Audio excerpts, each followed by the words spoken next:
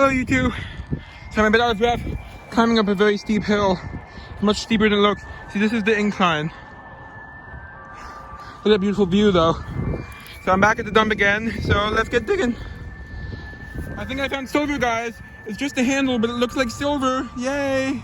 We'll find the rest of it. I found a good bottle, guys, and look, it has the label olive oil. Look at this, it's beautiful. Woo! Nice, it's blown. It has more of it, and there's embossing on the back, look. It's so cool. Yay! First great bottle. Woo, that's beautiful. Oh no, it has a crack. No, it's not a crack, is it? Thank God, I thought I saw a crack, it's not. No, what is a crack? My voice when I get excited. Woo, scared me. Oh no, it has a crack in the back. Oh well, I'm gonna keep it anyway. Hope it doesn't develop anymore. Unfortunately, guys, it's super dusty, so wind's blowing in my eye. So dust is blowing all into my eyes, so I can't barely see. But look, it says Professor W. Peaks Veterinary, New York, and it's blown. That's so cool. I don't see any cracks. I have to hope I'm right. Yay. Okay, let's keep digging. That's so cool. There are a lot of would have been good broken stuff. We'll see if I can find something to show. Look, I'm finding a ton of these Premier salad dressings, but I think those are worthless. I'm leaving them. Here's a would have been nice Heinz ketchup with the like slug plate-ish design. Yeah, let's keep digging. I'm back. Let's go up emerald green pieces for consumption, blown in a mold. So cool. Let's keep digging. Let's go to previously unknown local. Clune and Torpy, Croton, New York. Holy shit. Sorry, I cursed again. And then not again. Oh my God. Hallelujah. Please don't develop any cracks or bruises. You don't have any right now. Please don't develop any. Oh my God. Woo. Oh my God. I'm ready to go home now. I'm gonna do the main review upstairs. I just wanted to quickly show the stuff that I'm not keeping, that I'm leaving downstairs. Stuff I did not clean up. There's this, I would keep it anyway. It's an early light bulb, but I found one in better condition, so I'm prioritizing that. But see, it's all cracked up there. I'm getting rid of that. And then there's this ER Durkee, which has a bad crack in it. Since it's super calm, I decided it's not worth keeping. Also, I found a bigger size one in good condition. So yeah, I'll be back with the review. Hello YouTube, Cameron here, and there's Hudson. And we're back with the review. Right, Huddy? Hey, Meowser Man, my special boy. Yeah. Okay, let's get to filming. I got some great stuff. I'm saving my favorite find for last. Start with the stuff for sculpting. Here, this is pretty. Actually, I'll be right back. Sorry about that. I'm back. Here's this, which looks like it was like possibly gold plated. This is like fancy purse clasp. Fortunately, the purse is gone, but of course, it was probably like leather or something. In fact, it looks like you can see a little bit of the fabric right here. Actually, it's fabric. You can see a little scrap of fabric right there. That's cool. You can see. Yeah, I'm in my pajamas. I hope that's okay. Yeah, that's cool. There's a little bit of the fabric left. I'm gonna try not to open it. You can see it's wedged in between the pieces. It's still some fabric. Scraps. Be careful with that. You can see, I'm not sure, you can see there's an ornate like flower pattern design there. So that's nice. I'll try not to show my feet too much. Yeah, and there's little like handle things on the side. Yeah, okay, next item. There's this, which I took because I thought it could be silver. A little fancy piece, and let me know what you think. So the tarnish looks kind of like silver. It has some wood in it, as you can see. There's like a metal piece driven into this side. So this is probably part of a handle. This is hollow over here. Probably was something stuck into there. And this piece of metal right here. And then there's just plain lid for reuse. I took it off of a not good jar, but not broken. But I decided to take it. It doesn't have any writing on it. And here is that thing I showed at the beginning. And guess what? It is silver. I was right. Because if I can't see it on the camera, I'll put it on my macro lens. But you can see, yeah, you can see it. It says sterling, as you can see right there. So that's great.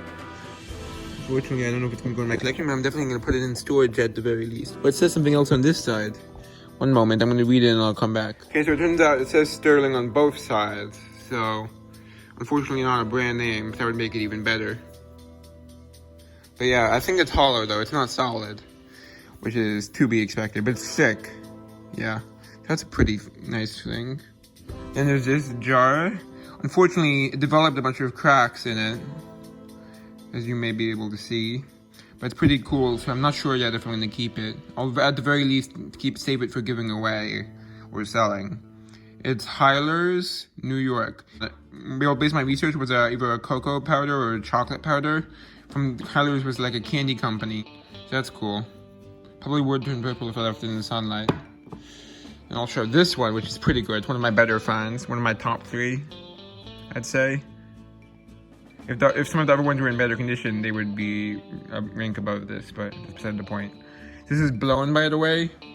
It's a Professor W.H. Peak's Remedy, New York. I don't think it's too rare, but it's still a pretty cool bottle. Pretty nice. I don't know what kind of remedy this would have been, but based on the fact it says remedy, that's post 1906. Yep, definitely. Because after the Food and Drug Act, they couldn't claim to be a cure unless, I guess, I don't know if you could claim, maybe you could claim it if you had verified by like the FDA or something, I don't know. I don't know if there was any way you could be allowed to say cure. Oh, I'm sorry about the washing machine in the background, but nothing I can do about that. That's actually my bottling clothes being cleaned. Yeah, and here's what would have been probably better than that one. But it's all cracked up, as you can see. Unfortunately, it developed into cracking bruises. It had only one crack right here when I found it. As you know, it had one crack on the back and nothing else when I found it. It's blown, but you can see it developed a ton of bruises in the base and cracks. So I don't know if I'm going to keep it yet. So you see, it's an olive oil, as you can see by that label, which I managed to save. So what you do is you spray clear spray paint on it and it preserves the label. Yeah. You can see there's like actual embossing of olives there, so it's really cool. Because I tried to focus, at least in terms of purchasing, on pictorial and figural bottles. And pictorial means it has like an image embossing, like for example these olives. So that's cool, and it's blown. 1890s based on my research, and here it says P&T, founded 1840.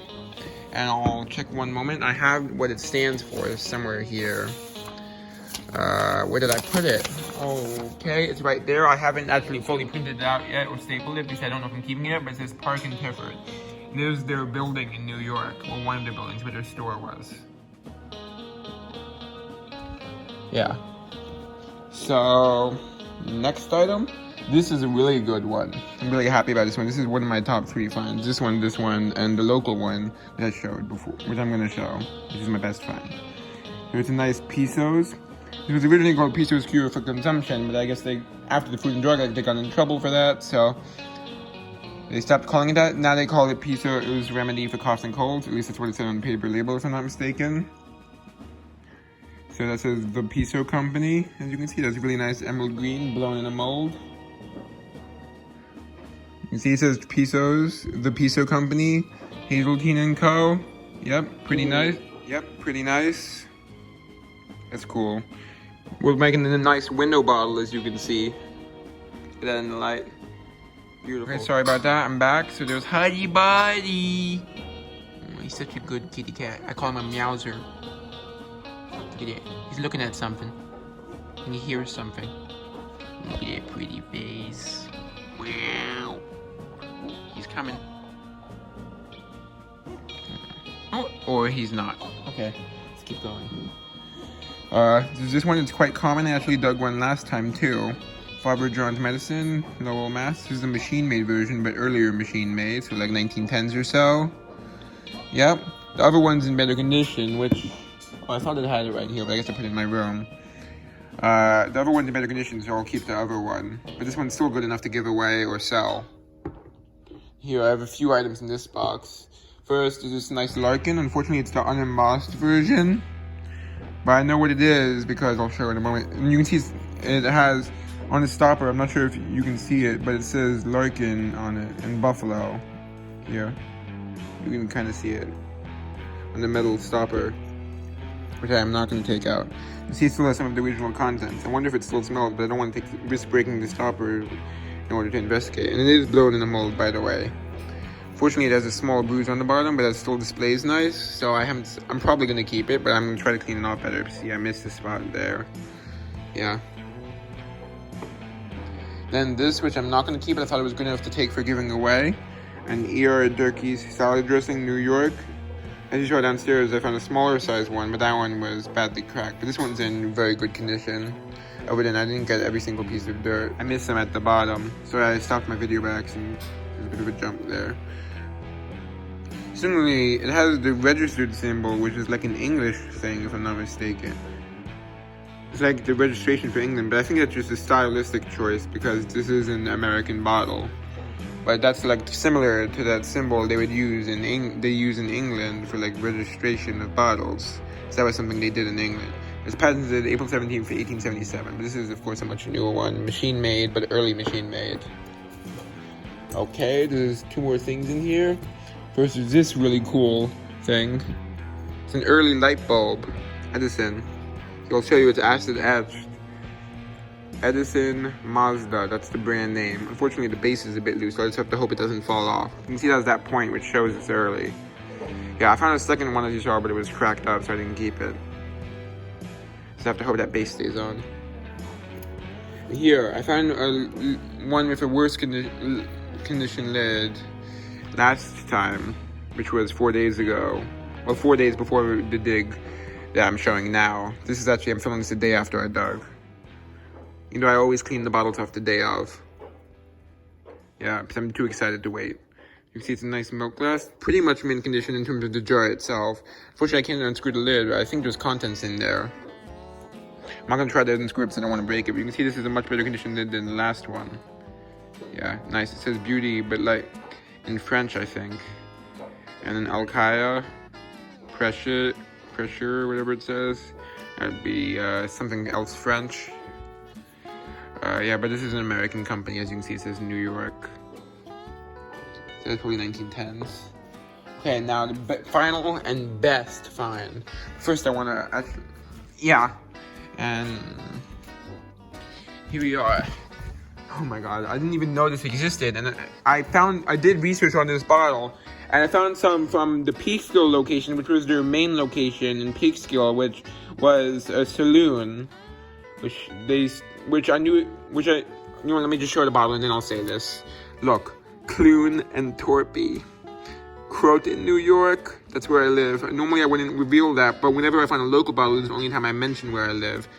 But yeah, you can see it still has like the stopper there and a bit of the rubber seal. And it is blown, or at least applied, or at least a tried top. Very thick seam. Yeah, look at that, it's beautiful. Unfortunately, I was afraid it would develop some bruises or cracks, but fortunately it didn't. So I got lucky on that one. She has some nice big bubbles there. That's nice. No chips or bruises or cracks. So that's nice. Has some wear, but other than that, it's pretty much mint. The bottle itself, at least, not the stopper. But yeah, and so what I was saying is that the Peekskill location is the only one I could find anything on. I'll show you the information now, and I realized I made a mistake, which was on the paper. I revealed the location of the dump in my provenance record. So I covered that up now, so I'm refilming it. So this is the first piece. Clune & Torpy was incorporated to manufacture beverages with a capital of $50,000 in 1903 with Maver Clune, T.J. Torpy, and J.F. Martin of Peekskill. And here they're listed. This is from 1898, which is interesting because they're listed both as Clune. They're listed as Clune & Torpy as having a liquor tax certificate. So maybe they founded their saloon around this time or a bit earlier, but they didn't make their own product until 1903. That's what I'm guessing. This is just a repeat of that, but from a different source.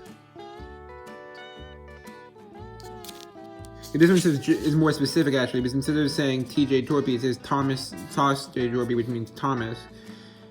And instead of saying J.F. Martin, it says Jas, which I think is short for Jasper, but I'm not sure. Okay, now I'll go to the other page.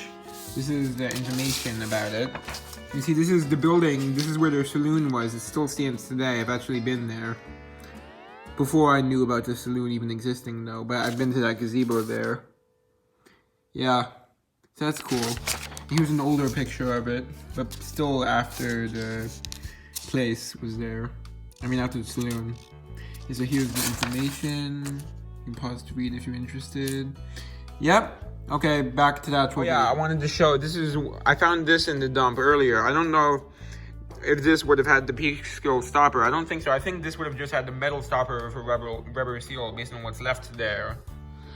But this is from a different bottle. This is from the Peekskill version, Clune & Torpy. As you can see, it says Peekskill there.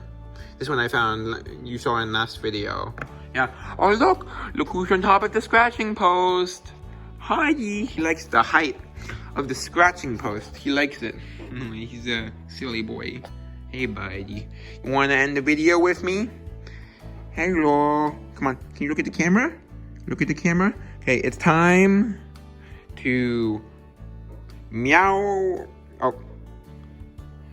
Meow. Time to meow off.